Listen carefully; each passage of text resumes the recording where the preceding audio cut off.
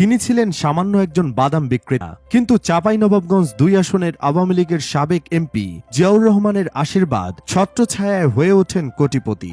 সাবেক এমপির কল্যাণে চড়েন কোটি টাকা মূল্যের পাজেরো গাড়িতে। বাদাম বিক্রেতা থেকে কোটিপতি হওয়া এই গল্পটা আব্দুল মান্নানের, যিনি সাবেক এমপি জিয়াউর রহমানের ওপর ভর করে নিয়ন্ত্রণ করতেন এলজিইডির ঠিকাদারি। এলজিইডিতে তার একচ্ছত্র প্রভাব প্রতিষ্ঠানটির কর্মকর্তাদের মুখে মুখে ঘুরে। আলোচিত ঠিকাদার আব্দুল মান্নানের বাড়ি চাঁপাইনবাবগঞ্জের গোমস্তাপুর উপজেলার বাঙ্গাবাড়ি ইউনিয়নে। বসবাস করেন রাজশাহী মহানগরীর উপশহরে। স্থানীয়দের অনেকেই জানান, আব্দুল মান্নান একসময় বাদাম বিক্রি করতেন। এটি ছিল তার আয়ের উৎস। হাটবাজারে, মেলায়, তাফসির মাহফিল ও ইসলামী জলসার জনসমাগমে বাদাম বিক্রি করতেন তিনি। বাদাম বিক্রির পেশা ছেড়ে গোমস্তাপুর উপজেলা বিএনপির সাবেক সভাপতি ও সাবেক উপজেলা চেয়ারম্যান বাইরুল ইসলামের মালিকানাধীন সেচ পাম্পের দেখাশোনা করতেন আব্দুল মান্নান। পরে ওই বিএনপি নেতার লাইসেন্সে শুরু করেন ঠিকাদারি। বিএনপির সাবেক এমপি সৈয়দ মঞ্জুর হোসেনের সঙ্গেও ছিল সখ্যতা। সুবিধা বুঝে বিএনপি নেতার ঘনিষ্ঠ এই আব্দুল মান্নান ২০০৮ সালে নির্বাচিত আওয়ামী লীগের এমপি জিয়াউর রহমানের সঙ্গে সখ্যতা গড়ে তোলেন। এমপিকে উপহার হিসেবে দেন একটি মাইক্রোবাস। এমপি জিয়ার ছত্রছায়ায় ঠিকাদারের মাফিয়া হয়ে ওঠেন। সব বড় কাজের ঠিকাদারি তিনি পেতেন। ধীরে ধীরে এলজিইডিতে বিস্তার করেন আধিপত্য। শুরু করেন এলজিইডির দরপত্র নিয়ন্ত্রণ।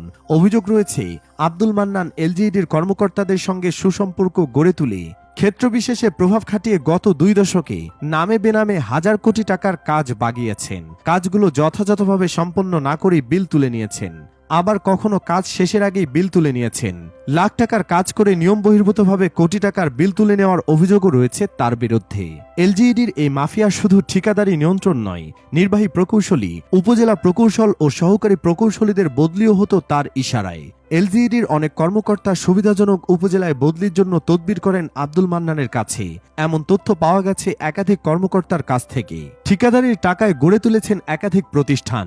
আব্দুল মান্নানের গোমস্তাপুর উপজেলার জাতাহারা এলাকায় শিউলি রাইস মিল, বঙ্গপুরে সাথী ও মান্নান নামে ২টি ইটভাটা, মহারাজপুরে আলিস ড্রিম ফিলিং স্টেশন নামের একটি পেট্রোল পাম্প, রাজশাহী মহানগরীর উপশহরে স্যাটেলাইট স্কুলের পাশে ১০ তলা ভবন, রাজশাহীতে একাধিক প্লট, ঢাকায় ফ্ল্যাট, গোমস্তাপুরে জমিসহ বিপুল সম্পত্তি রয়েছে। আব্দুল মান্নানের ঠিকাদারি লাইসেন্সের নাম রয়েছে মোহাম্মদ আব্দুল মান্নান। তার ছেলে সুমন আলীর লাইসেন্সটি আলিস ড্রিম কর্পোরেশনের নামে। কিশোরগঞ্জের ভৈরবের মমিনুল হক, চাঁপাই নবাবগঞ্জের সেলিম রেজা, ঢাকার MMBL, নিট বসুন্ধরার নামে লাইসেন্সও ব্যবহার করেন তিনি।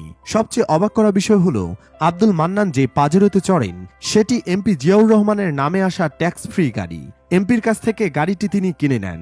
গত ৫ আগস্ট ছাত্র জনতার অভ্যুত্থানে শেখ হাসিনা দেশ ছাড়ার পরদিনই চাঁপাইনবাবগঞ্জ ২ আসনের এমপি জিয়াউর রহমানও পালিয়ে যান। এরপর থেকে আব্দুল মান্নানের চলমান প্রকল্পের মালামাল লুট হয়েছে। বন্ধ হয়ে গেছে অনেক প্রকল্পের কাজ।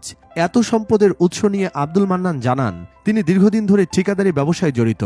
২টি ইটভাটা করেছেন, সেটিও ১৮ বছর আগে। পেট্রোল পাম্প আছে, বিভিন্ন ঠিকাদারি কাজে বিনিয়োগ করেছি।